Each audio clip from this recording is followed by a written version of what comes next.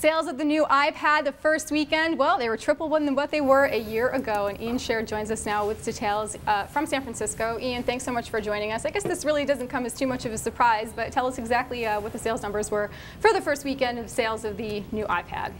Well, so when Apple announced that they were going to give a dividend yesterday morning, they also said that sales were record. And so what they said was that later in the day was that they sold 3 million of them, that sales were extremely strong. And despite some anecdotal evidence from other people that they were still in stock in places where they may not have been last year, they said they're going really, really well. Peter, are you shocked? You look shocked. No, sleepy. I'm not shocked. I mean, my extremely anecdotal store check on whatever day they went on sale, Friday, was that there were not huge lines outside the meatpacking store in Manhattan, but doesn't really mean much.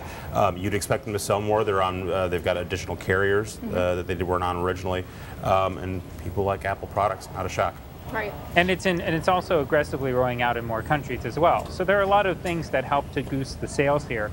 But at the end of the day, it still shows that it's a pretty big number. I mean, 3 million, as a couple of bloggers have pointed out, maybe more than a lot of Android makers have sold an entire year. So it's definitely doing well. Right, and that you bring up a good point when you bring up Android tablet makers as well. What does this really mean for the competition now that have been trying to catch up to Apple in the tablet market? And at this point, it seems like it might be a lost cause. Well, I mean, the argument that a lot of the competing tablet makers have been making is that this entire market is growing so quickly that it's not so much about grabbing market share as it is about selling units, period. And certainly there are a lot of Android tablets that anecdotally have been left on store shelves and whatnot, and they haven't sold well. But I think that the sense is that demand is is high enough that if you have a good product, you're going to be able to sell it. And there's enough, you look at the stuff like the Kindle Fire, it's sold well anecdotally again over the holidays. And, even though the iPad had one of the best quarters it ever did.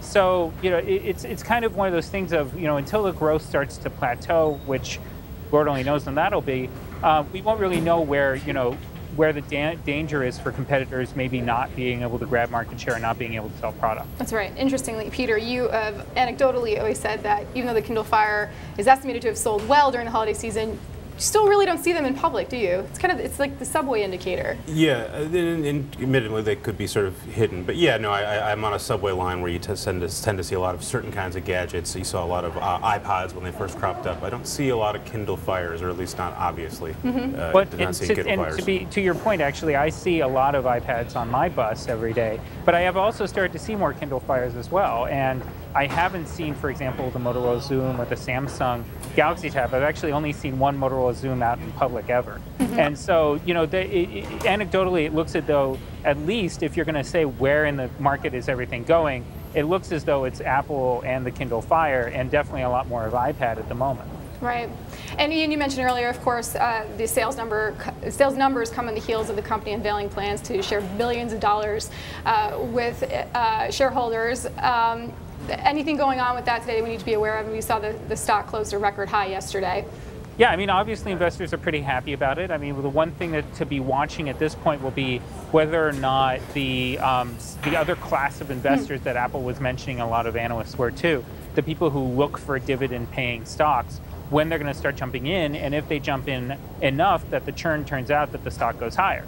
At the moment, it's definitely, it closed at a record high yesterday. It's going to be interesting to see where the stock goes from here. It's up some 48 or 50% for the year already, and we're only 3.5 months in. So there's a lot of kind of interesting to see where the room grows and what the growth curve will be.